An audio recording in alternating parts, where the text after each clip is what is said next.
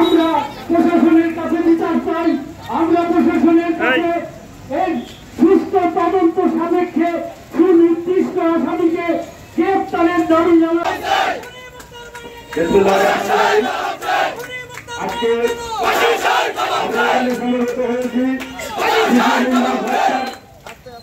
আপনি আর কি যন্ত্রণা আমাদের দিলেন?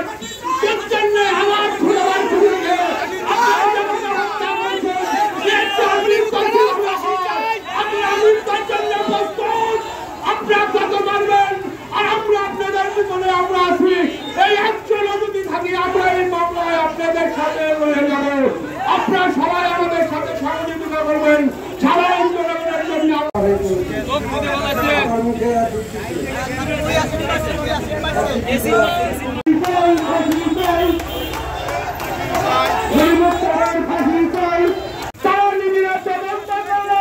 সেই তদন্তের বিরুদ্ধে কি হবে? এই আসামি জামিন পাওয়া বাইরে চলে যায়, টাকার বিনিময় সে অহংকারের ভাব দেখায়া সে আমাদের দেখে উড়েকান্ত এবং ভাবতে বলে তোমরা আমাদের কি করতে পারিবা?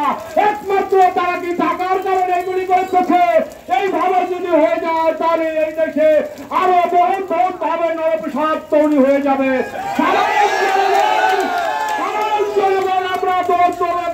তাদের মা বোন নিয়ে অত্যাচারের বাইরে হয়তো থাকিতে পারবো না এই নরপ্রসাদের নিয়ে।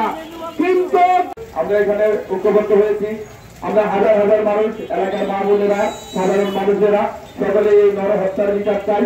এবং এখানে আমাদেরকে যেভাবে যে আইনের কেস করানো হয়েছে, প্রশাসনের কিছু কর্মকর্তা দেখা গেছে যে আমাদেরকে অন্যভাবে সহজ করে এই হত্যাটাকে সহজ করে কেস করানো হয়েছে, যেখানে আমাদের এই আসামির জামিন হয়ে গেছে। এইভাবে যদি নরহত্যা হতে থাকে, আজকে আমরা এই আজাদ থেকে শিশুপুর থেকে আমরা হারিয়েছি। এই নরহত্যার আমরা সুস্থ তদন্ত চাই, সুস্থ বিচার চাই। আমি সাংবাদিক ভাইদের কাছে বলতে চাই, আপনারা এই মামলার সুস্থ তদন্তের জন্য যত কিছু করা লাগে আপনারা করবেন। মানবিক কারণে আমাদের সকলের পক্ষ থেকে আপনাদের প্রতি দাবি থাকলো। আমি আপনাদের মাধ্যমে প্রশাসনকে জানাতে চাই, আমাদের এই মামলার সঠিক সুস্থ তদন্ত করতে হবে।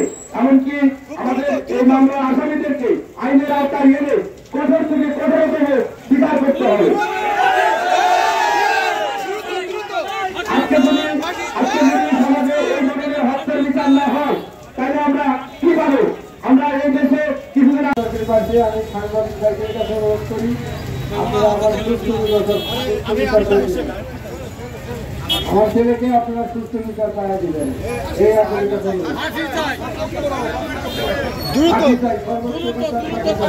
দ্রুত